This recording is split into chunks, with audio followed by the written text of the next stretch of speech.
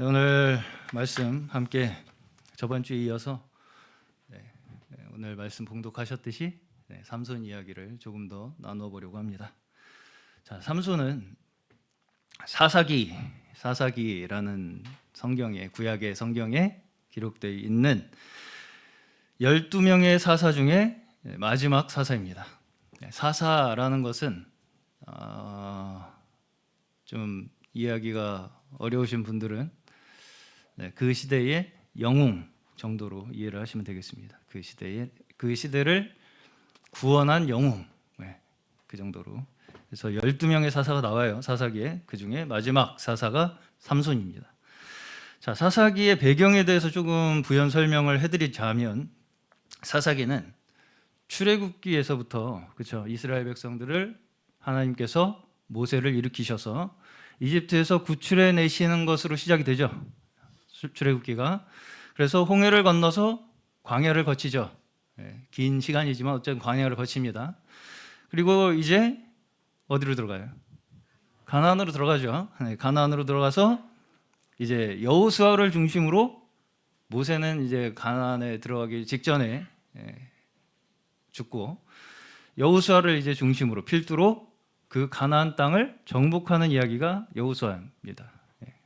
그렇죠? 그래서 이제 여호수아서, 이 사사기 바로 앞이 여호수아서예요. 그래서 여호수아서에서 여호수아를 필두로 해서 가나안 땅을 정복하는 이 이야기를 거쳐서 이제 사사기는 정착을 하기 시작하는 시점의 이야기입니다. 정착하는 시점. 이제 어느 정도 마무리가 됐어요. 땅도 분배받고. 근데 이제 그렇게 거주를 시작했어요. 그렇죠? 출애굽기에서부터 길고 긴 그 하나님의 약속의 땅,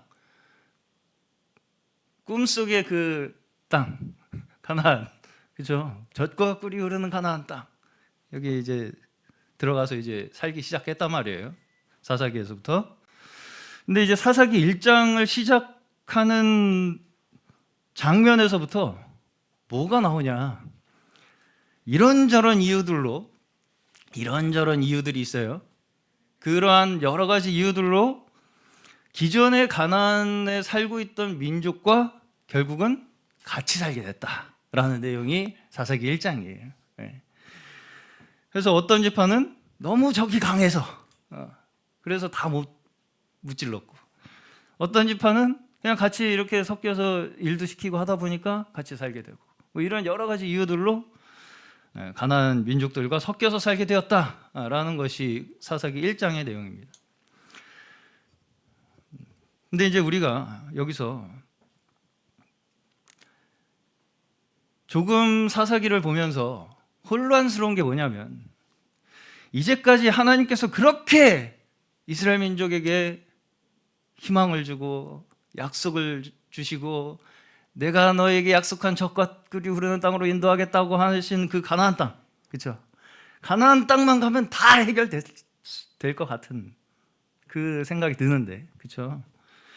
그래서 약속의 땅에 와서 이제 살게 됐으니까 이제 해피엔딩으로, 그래서 이제 오래오래 행복하게 살았더랍니다. 이렇게 끝났으면 좋을 것 같은데, 그렇죠?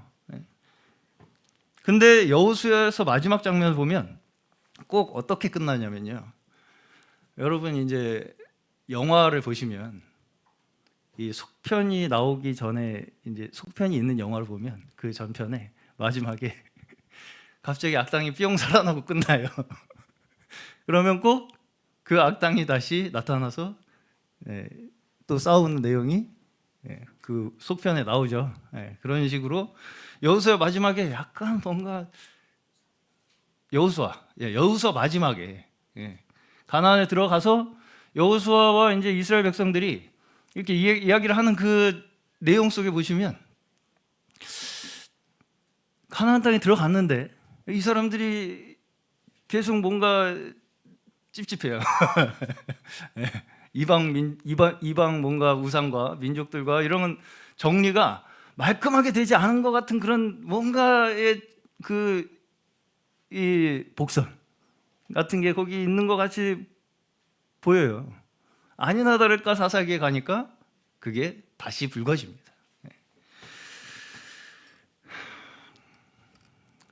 그러다 보니까 이제 사사기는 대체적으로 우리가 생각하기에 사사기 하면 생각나는 게 누구세요?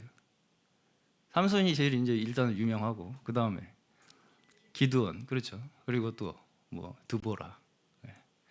이런 이제 사사들이 유명하죠. 입다. 네. 그래서 대체적으로 역사서보다는 영웅전으로 많이 받아들여요. 영웅전. 네. 그래서 일단 가나안 들어온 걸로 이제 이스라엘 역사는 좀 끝났으면 좋겠어. 더 이상 좀 다른 갈등은 좀 없고 그 다음 이야기는 그냥 각 영웅들 있죠. 드보라, 기드온, 입다, 삼손 이런 영웅들의 어떤 활약상, 이 사람들이 어떻게 훌륭한 일을 했는가 이걸 가지고 이제 이 성경을 우리의 하나의 교훈을 삼으려고 한다는 거예요. 물론 그런 부분이 아예 없진 않겠지만, 자 그러다 보니까 이 이야기는 단편적으로 우리가 잘못하면 기드온과 300용사의 용기, 그렇죠? 근데 기드온도 사실은 용기가 원래 있었던 사람은 아니에요. 읽어보시면, 그렇죠? 제가 뭐라고 저를 부르십니까? 이게 뭐 뻔한 레퍼토리가 기드온도 있습니다. 앞에 보시면 드보라의 충성, 이런 것들을 이제 우리가 배워야 한다. 어서 오세요. 그런 이제 식으로 우리가 받아들인단 말이에요. 그렇죠? 당연하게 들리시죠? 그런가요? 그럼 삼손은 뭘 배워야 될까요? 삼손과 같은 믿음. 삼손 뭐 배워야 될까요? 삼손 힘, 슈퍼파워. 그런 이제 어떤 그 영웅들의 성공 스토리, 그걸 우리가 가지고 뭔가 교훈을 얻어야 하는 그런 개별적인 스토리들로만 이해한단 말이에요. 그렇죠? 자, 근데 계속해서 우리가 사사기를 전체를 보시면 뭔가 찝찝해요. 계속 이 패턴이 있습니다. 사사기에 이 4S라고 하는 타락하고 울부짖고 구원하시고 하는 그 사이클이 있어요. 그게 계속 반복이 돼요. 그래서 사사가 나와서 이제 뭔가 이렇게 문제가 해결됐나 싶으면 그 다음에 나오는 게 그래서 이스라엘 백성들은 또 여호와의 목전을 떠났더라. 또 떠났더라. 또 떠났더라가 계속 반복이 돼요.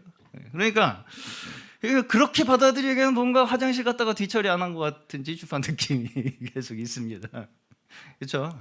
영웅이 나와서 해결을 했으면 뭐가 딱 그냥 끝나고 그냥 이제 우리끼리 해피 엔딩 이렇게 돼야 될 것 같은데 또 이스라엘이 여호와의 목전에서 떠나서 범죄하였더라. 이게 계속 반복이 된단 말이에요. 자, 사사기도 역사서입니다. 분명히 사사기도 역사서예요. 여호수아에서부터 시작되는 역사서입니다. 그래서 계속해서 그 뒤에 뭐가 나와요? 사사기, 룻기, 사무엘, 열왕기. 그래서 역사가 계속 이어지죠. 사실은 이 사사기는 서론이라고 봐도 무방할 정도로 그 뒤에 이어지는 역사가 계속 나옵니다. 그렇죠? 그러니까 이제 우리가 사사기를 보면서 약속의 땅에 온 결과가 겨우 이거야? 약속의 땅에 왔는데 겨우 이게 결과라는 거야? 라는 하나의 답답한 마음이 느껴진다는 거예요. 사사기를 보면. 그나마 비교적 다른 사사들은 뭔가 배울 점이 있는 것 같은 부분들도 있어요. 근데 특히 오늘의 주인공 삼손은 완전히 자기 마음대로 해요.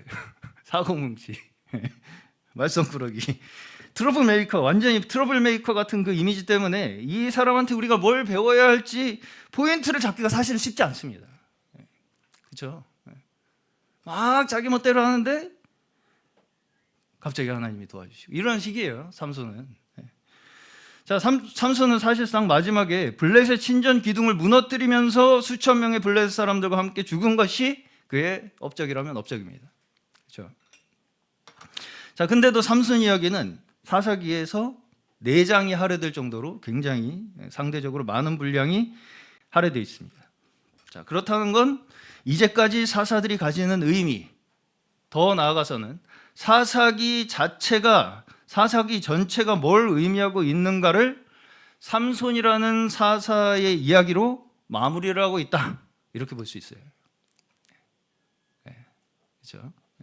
이제까지 사사들의 이야기와 전체적으로 사사기 전체가 우리에게 뭘 전달하고자 하는가를 결국은 삼손의 이야기로 우리에게 마무리를 하고 있다, 이렇게 볼 수 있다는 것입니다.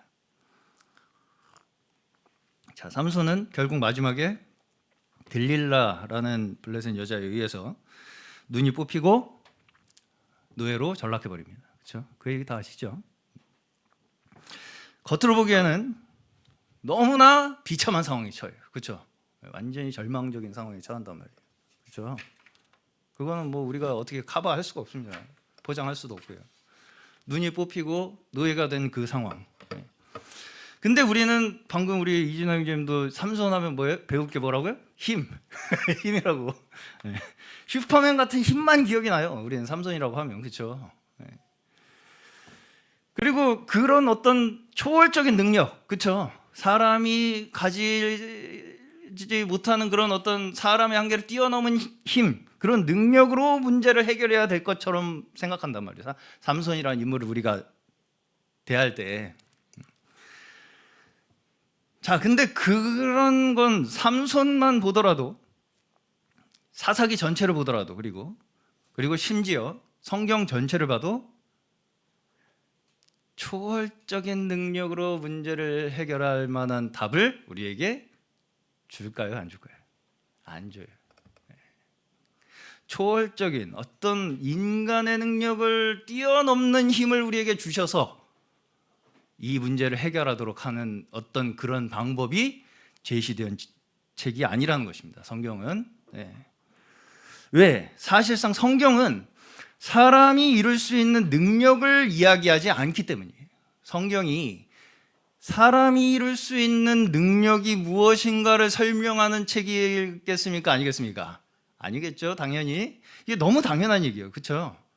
근데 우리는 항상 어떤 관점으로 이 성경을 자꾸 바라보느냐면, 마태복음 19장에 부자 청년이 나와요. 부자 청년 예수님께 와서 뭐라고 질문합니까? 내가 무엇을 하여야, 그렇죠? 내가 무엇을 하여야 영생을 얻으리까? 이렇게 질문을 하죠. 아시죠? 무엇을 하여야 영생을 얻으리까? 그러니까 주님께서 그 질문에 뭐라고 답변하시는지 아십니까? 사람이 할 수 없는 것을 하나님은 하시느니라. 사람이 할 수 없는 것을 하나님은 하시느니라.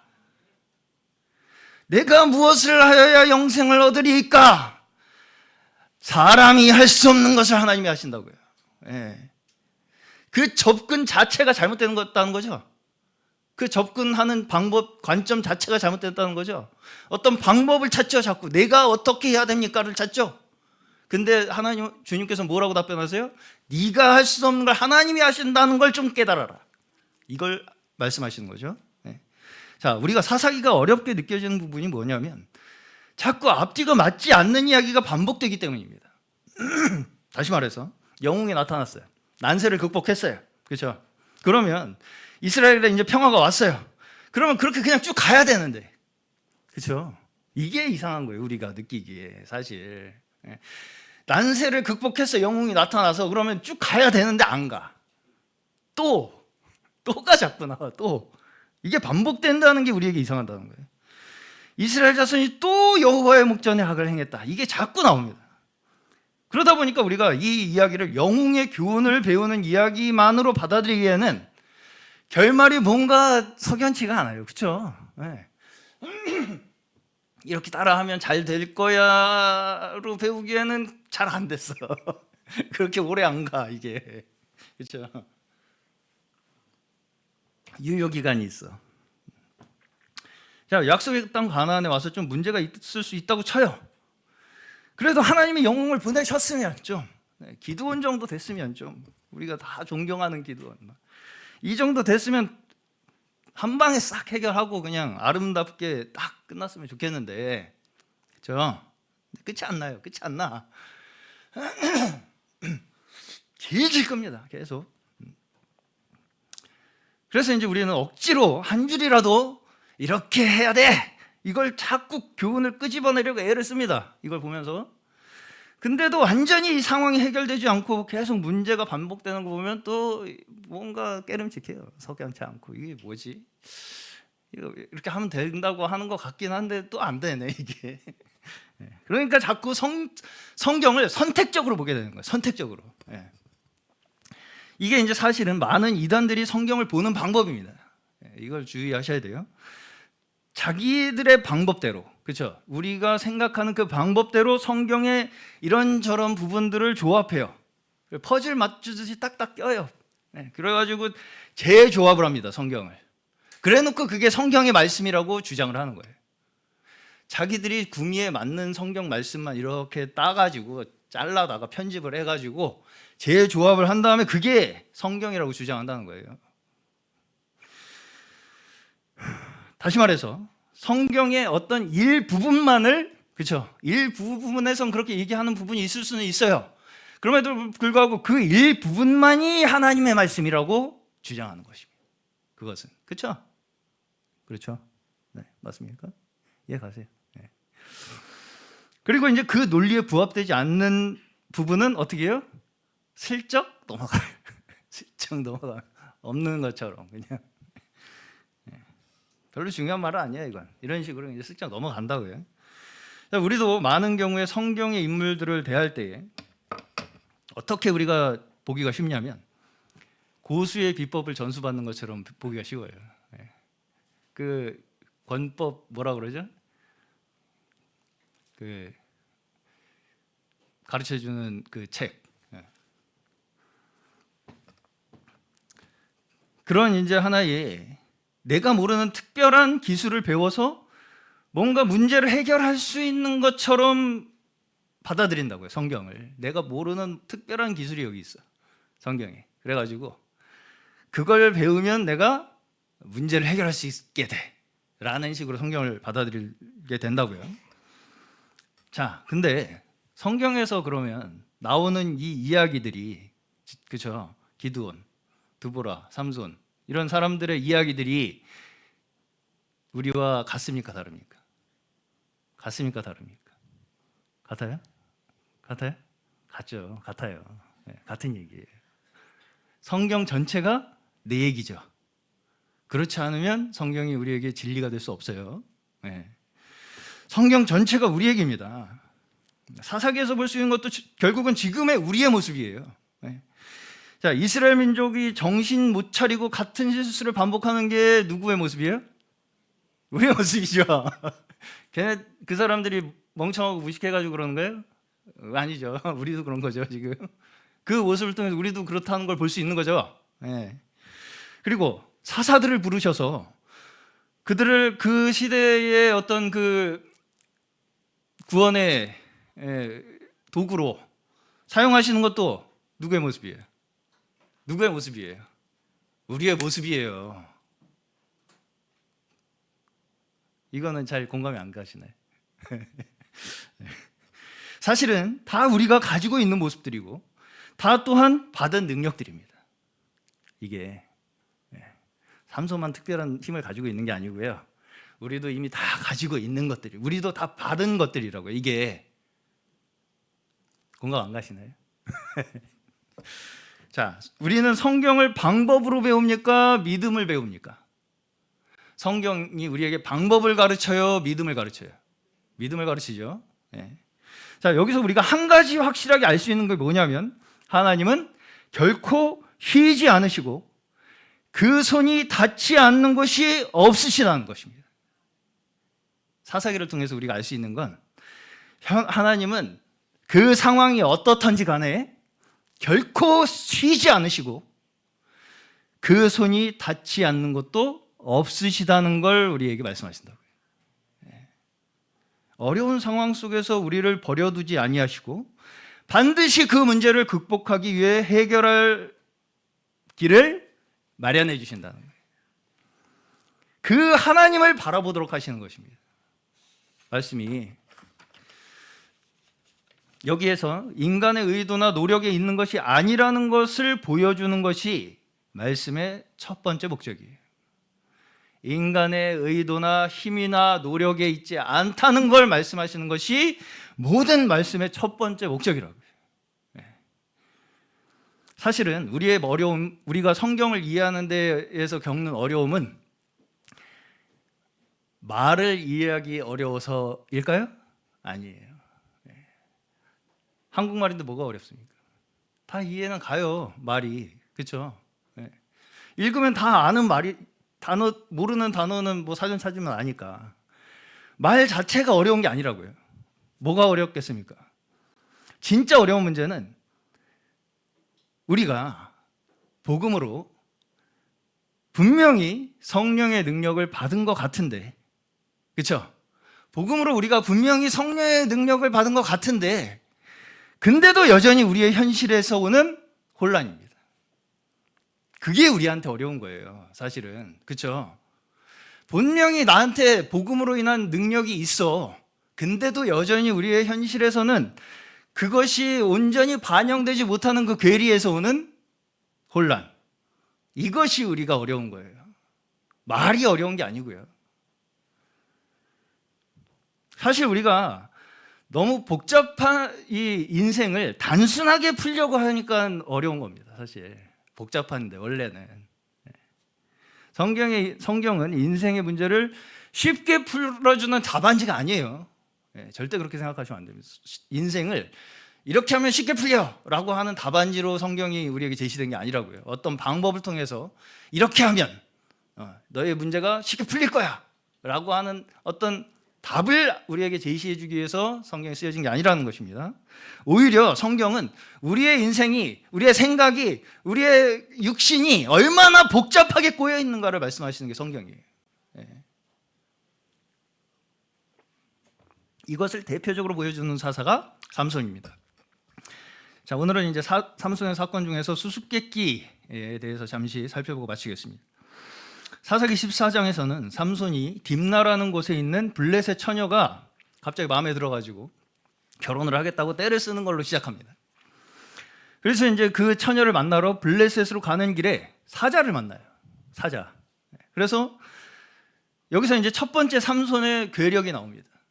사자를 염소 새끼 찢듯이 찢어 죽였다 이렇게 나옵니다. 근데 이제 그러고서 얼마 안 있다가 다시 갔어요. 거기를. 그랬더니 어떻게 됐어요? 자기가 죽인 사자의 시체에 꿀이 있었다는 거예요. 그래서 이제 손으로 꿀을 떠서 자기도 먹고 부모에게도 가져다 줍니다. 그러나 이제 부모에게는 이것에 대해서 아무런 설명도 하지 않아요. 자, 왜 말하지 않았을까요? 왜? 자, 제가 이야기를 해볼게요. 제가 길을 가다가 사자가 나왔어요. 그리고 사자를 찢어 죽였거든요. 그랬더니 그 사자 시체 속에서 꿀이 나왔어요. 만약에 이진호 형님이 저한테 어느 날 그렇게 얘기한다면 병원 데리고 가요. 병원 데리고 가요. 너 병원 좀 잠깐 가보자. 그렇죠? 네. 자, 그러고서 이제 결혼잔치를 하는 데서 블레셋 청년 30명과 옷 30벌을 걸고 내기를 합니다. 삼손이 내는 수수께끼를 맞추면 옷 30벌을 삼손이 그들한테 주고 못 맞추면 그들이 30벌을 삼손에게 주는 그런 내기였습니다. 오늘 읽으셨듯이. 자, 근데 이제 삼손은 뭘 수수께끼로 내요? 자기가 겪은 일을 수수께끼로 내죠. 이게 말이 되는 내기입니까? 제가 한번 문제 내볼게요. 제가 어제 저녁 뭐 먹을게요? 이거는 똑같은 수수께끼, 그렇죠? 네. 어이없는 내기입니다. 네. 그만큼 삼손 자신도 너무 어이가 없기도 하지만 그럼에도 불구하고 뭐예요? 자기가 경험한 사실이다 보니까 절대 못 맞출 거라고 생각하고 내기를 건 겁니다. 그렇죠? 절대 이건 못 맞춘다. 이걸 어떻게 맞추냐? 이 신기한 일을. 자, 우리 인생이 그렇게 생각하는 대로 단순하게 원인과 결과로 이루어지던가요? 네. 자, 이게 결국은 삼손의 이야기로 우리에게 나타내는 말씀이에요. 또 우리의 인생 가운데서도 사실은 이게 계속해서 나타납니다. 그렇게 우리가 생각하는 대로 어떤 원인과 결과에 의해서 우리의 인생이 이루어지는 것이 아니다. 그렇죠? 어떻게 사자를 찢어 죽이고 거기서 꿀이 나오냐. 그렇죠? 네. 자, 제가 몇 주 전부터 성경은 진리를 어디에 담았다고 말씀드렸어요? 사건에 담았다. 네, 사건에 담았다. 진리는 사건에 담겨 있다. 이렇게 계속 말씀을 드렸습니다. 그렇죠?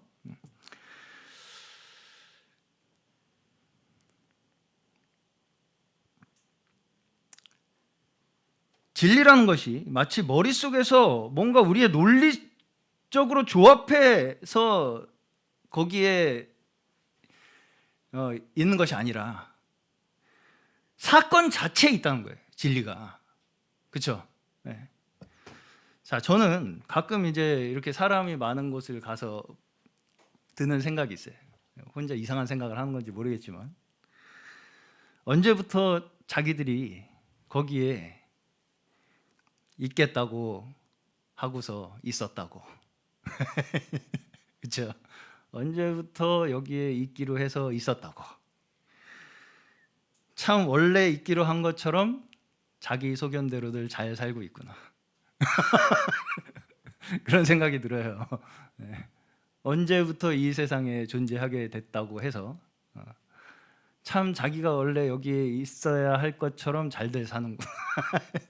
정말 이상한 생각을 하는 것 같습니다. 자, 고린도전서 1장 18절 보겠습니다. 고린도전서 1장 18절. 자, 한번 읽어주세요.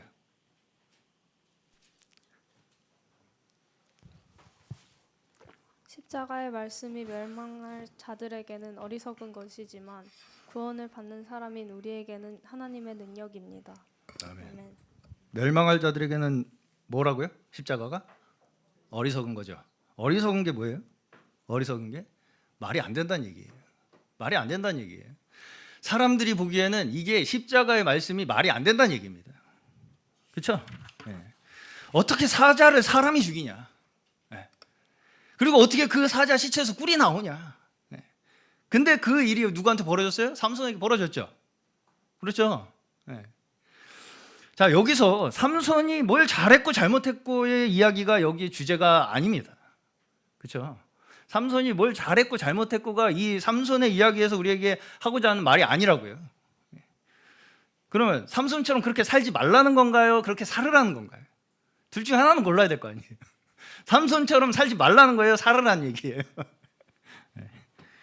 그런 식의 행위적 교훈은 이 이야기의 전체 맥락을 이어가지 못합니다. 그렇죠? 그런 식으로 어떤 행위적인 교훈을 자꾸 거기서 얻으려고 하면 이 전체 이야기에서 우리가 얻을 수 있는 이 이야기의 전체의 맥락을 우리가 바라볼 수가 없다고요. 그러다 보니까 사건마다 심지어 문장마다 잘라가지고 이해하려고 하는 것입니다. 말씀을. 그렇죠? 이해가 안 가니까 전체 맥락이 이해가 안 가니까 그냥 쉬운 대로 내가 이렇게 하라는 거네 그냥 라는 식으로 그냥 그 어떤 한 문장을 그냥 취해가지고 그게 마치 뭔가 교훈인 것처럼 그렇게 받아들이려고 한다고요. 자, 여기서 삼손은 아무리 우리가 좋게 보려고 해도 수습이 안 됩니다. 포장이 안 돼요. 좋게 포장이 안 됩니다. 그런데 이상하게도 그 인생에 하나님이 개입하시죠. 개입하세요. 능력을 주시고 그가 힘들 때 도우십니다. 나귀 턱뼈로 1000명이나 죽여놓고서 목말라서 죽겠다고 하나님 앞에 부르짖으니까 하나님께서 물을 주시죠. 15장의 얘기입니다. 1000명을 죽인 영웅이 목 좀 마르다고 아주 죽겠다고 하는 그것도 우리가 사실은 잘 이해가 가지 않습니다. 아무리 큰 능력을 가졌어도 어떻다는 거예요? 목마름은 별개의 문제라는 얘기죠. 그리고 마지막에는 눈이 뽑히고 노예가 되어서야 삼손은 살았을 때보다 더 큰 일을 자신의 죽음으로 이루게 됩니다. 자, 이 모든 것이 우리에게 무엇을 말하겠습니까? 고린도전서 2장 8절에서 12절 한번 더 읽어주시죠. 이 세상 통치자들 가운데는 이 지혜를 아는 사람이 하나도 없습니다. 그들이 알았더라면 영광의 주님을 십자가에 못 박지 않았을 것입니다. 그러나 성경에 기록된 바 눈으로 보지 못하고 귀로 듣지 못한 것들, 사람의 마음에 떠오르지 않는 것들을 하나님께서는 자기를 사랑하는 사람들에게 마련해 주셨다 한 것과 같습니다. 하나님께서는 성령을 통하여 이런 일들을 우리에게 계시해 주셨습니다. 성령은 모든 것을 살피시니 곧 하나님의 깊은 경륜까지도 살피십니다. 사람 속에 있는 그 사람의 영이 아니고서야 누가 그 사람의 생각을 알 수 있겠습니까? 이와 같이 하나님의 영이 아니고서는 아무도 하나님의 생각을 깨닫지 못합니다. 우리는 세상의 영을 받은 것이 아니라 하나님에게서 오신 영을 받았습니다. 그것은 하나님께서 우리에게 은혜로 주신 선물들을 우리로 하여금 깨달아 알게 하시려는 것입니다. 아멘. 아멘. 자, 복음이 뭐라고요? 복음이 눈으로 보지 못하고 귀로 듣지 못하는 것. 사람의 마음에 떠오르지 않는 것. 그렇죠? 복음이 눈으로 보지 못하고 귀로 듣지 못하고 사람의 마음에 떠오르지 않는 것이 복음이라고요. 그렇죠? 그렇습니까? 그것을 하나님께서 자기를 사랑하는 사람들을 위해서 마련하신 것이 복음이라고요. 우리의 눈으로 보지 못하고 귀로 듣지 못하고 우리의 마음에 떠오르지 않는 그것을 하나님께서 자기를 사랑하는 사람들을 위해서 마련하신 것이 복음이라고요. 네. 자, 강한 자 중에 강한 자인데 우리 손에 죽은 분이 누구예요? 예수죠. 그리고 그 죽음을 통해서 우리는 무엇을 얻었습니까? 생명을 얻었죠. 그게 앞뒤가 맞습니까? 근데 자기를 죽인 자들에게 복수가 아니라 생명을 준다는 게 말이 됩니까? 자기를 죽인 사람들에게 복수를 하는 게 맞잖아요. 그게 우리의 원래 상식이잖아요. 근데 거기에 생명을 주는 게 말이 되냐고요. 이게 복음이라는 것입니다. 앞뒤가 맞지 않는 거. 앞뒤가 맞지 않아요. 한 대 맞으면 10대로 되갚아줘야 하는 게 우리의 상식입니다. 그러다 보니까 우리는 항상 원망과 후회와 뭔가 좌절로 인생을 보냅니다. 그런데 그런 앞이 보이지 않는 그 인생에서 어느 날 갑자기 우리에게 일어난 반전의 사건이 복음이라는 거예요. 우리의 인생을 반전시키는 사건이 일어났는데 그게 복음이라는 것입니다. 자, 이야기는 끝까지 읽어봐야 그 내용이 뭔가 알 수 있어요. 그렇죠? 네, 한국말도 끝까지 들어봐야 되죠. 네. 오늘 이준호 형제님 옷을 아주 신경을 안 쓰셨나 보네요. 이게 부정문이 우리나라는 뒤에 들어가 있다 보니까 농담입니다. 그냥 예를 들려고 한 거예요. 끝까지 들어봐야 된다고요. 성경에서는 삼손을 통해서 또 아브라함을 통해서 야곱, 요셉 등등의 많은 인물들의 이야기를 통해서 또 구약 전체 이스라엘 역사의 전체의 이야기들을 통해서 하나님께서 우리의 인생과 우리의 역사에 어떻게 끊임없이 개입하고 계시고 어떻게 우리를 이끌어가고 계시는가를 우리에게 나타내셔서 믿도록 하시는 거예요. 그렇죠? 네. 어떤 영웅전을 우리가 본받아서 그대로 하면 된다를 우리에게 알려주시기 위한 것이 아니고 어떻게 하나님께서 우리의 인생 속에 역사하셔서 우리를 절대 놓지 않으시고 끝까지 하나님께서 약속하신 그 믿음의 완성에 우리를 이르게 하시는가, 이걸 우리에게 나타내시고 믿게 하신다고요. 그것이 성경의 전체의 스토리예요. 그렇죠? 인간의 역사에서는 결코 있을 수 없는, 이해할 수 없는 사건으로 역사의 반전을 만들어내신 것이 복음입니다. 그 반전의 드라마 속의 주인공이 누구예요? 우리라고요. 그 반전 드라마의 주인공이 우리라고요. 성경은 방법을 알려주지 않습니다. 그래서 어려운 거예요. 자, 오늘은 나는 확실히 알았어, 이 방법을. 이렇게 하면 되는 거였네. 이게 쉬운 겁니다. 이게 쉬운 거예요. 그래서 어려운 거예요. 이게 아니라서. 성경은 네가 이제까지 알던 게 다가 아니라는 걸 알려주는 책입니다. 너희가 생각하는 그게 다가 아니라는 걸 알려주는 책이라고요. 그래서 오늘 우리가 말씀을 나누면서 내가 뭘 들은 건지 잘 모르겠어. 뭘 어쩌라는 건지. 이게 정상이에요.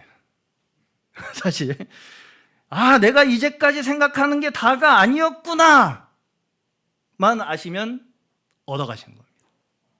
그러면 얻어가는 거예요.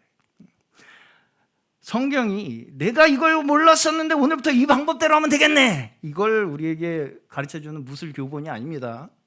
무술교본이 아니에요. 성경은 그렇게 나는 특별한 방법을 알려고 하는데 자꾸 나 아니라는 얘기만 하니까 어려운 거예요. 이게 우리가 느끼기에. 하나님의 말씀은 양식과 같이 우리를 보이지 않게 계속해서 자라게 하시며 변화시키시는 것입니다. 그렇죠. 알게 모르게 우리가 자라게 된다고요. 변화하게 되고요.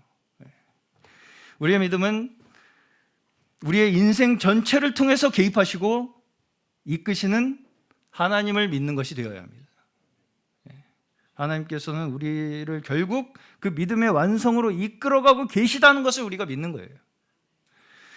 우리에게 그 약속을 바라보게 하셔서 우리를 결국은 그 완성으로 이르게 하시는 하나님을 믿는 것만이 우리를 그 약속의 완성으로 이끄실 것을 믿는 저희 모두 되시기를 주의 이름으로 간절히 축원합니다.